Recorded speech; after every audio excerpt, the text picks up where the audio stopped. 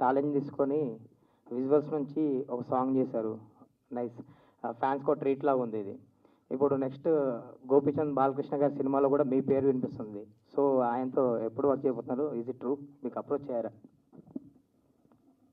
మీరు చెప్పరు కానీ చెప్పండి.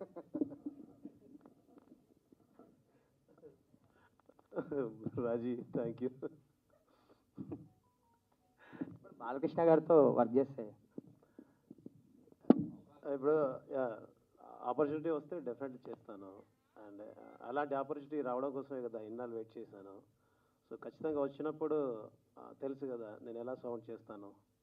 సాలిడ్గానే ఉంటుంది, ఏమాత్రం తగ్గదు. అండ్ బాలయ్య బాబు సార్కి అండ్ బాలయ్య బాబు సార్ ఫ్యాన్స్కి అండ్ అండ్ ఇన్ని రోజుల నుంచి వెయిట్ చేస్తున్న నాకు సో ఒక మెమరబుల్గా ఉండేలాగానే ఉంటుంది ఎప్పుడు వచ్చినా.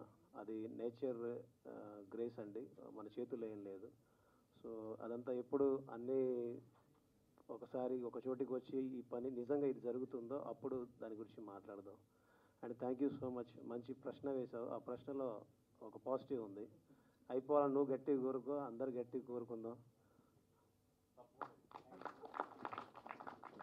సురేష్ గారు, సార్ సార్ అంటే ఇప్పుడు మామూలుగా రీ రిలీజ్ అనేది అందరు మాట్లాడుతున్న ట్రెండే, కానీ ఇది రీ రిలీజ్ అనడం కంటే న్యూ రిలీజ్